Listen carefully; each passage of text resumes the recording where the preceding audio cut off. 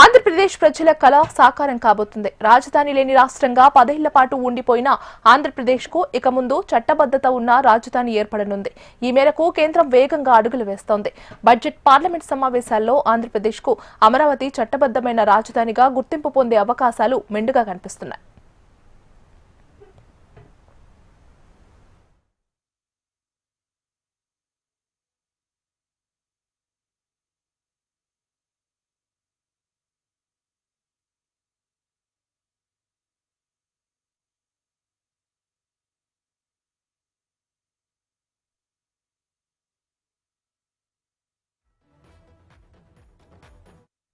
తెలంగాణ ఆంధ్రప్రదేశ్కు 10 ఏళ్లు హైదరాబాద్ ఉమ్మడి రాజధానిగా ఉంది.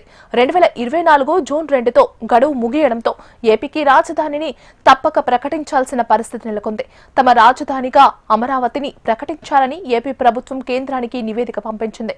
రాజధాని ఎంపిక ప్రక్రియ, అమరావతి ప్రాంతంలో చేపట్టిన రాజధాని నిర్మాణ కార్యక్రమాలు, ఇతర చర్యలపై కేంద్రానికి నోటు ఇచ్చింది. దీంతో ఏ తేదీ నుంచి అమరావతిని రాజధానిగా ప్రకటించాలో చెప్పాలని రాష్ట్ర ప్రభుత్వానికి కేంద్ర హోంశాఖ సూచించింది.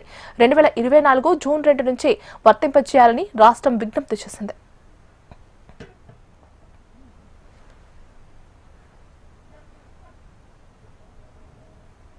రాష్ట్ర ప్రభుత్వం ఇచ్చిన నివేదికను పరిశీలించిన కేంద్ర హోంశాఖ నోడల్ ఏజెన్సీగా అమరావతిని ఏపీ రాజధానిగా ప్రకటించేందుకు చర్యలు ప్రారంభించింది.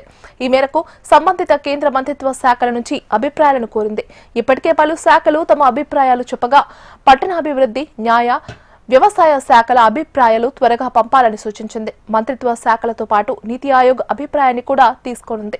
ఈ ప్రక్రియను పూర్తి చేసి పార్లమెంట్లో బిల్లు పెట్టేందుకు కేంద్ర హోంశాఖ నోటు తయారు చేయడంలో నిమగ్నమైనట్లు సమాచారం. మొత్తానికి ఏపీ ప్రజల సుదీర్ఘ కళ ఇప్పుడు నిజం కాబోతుంది.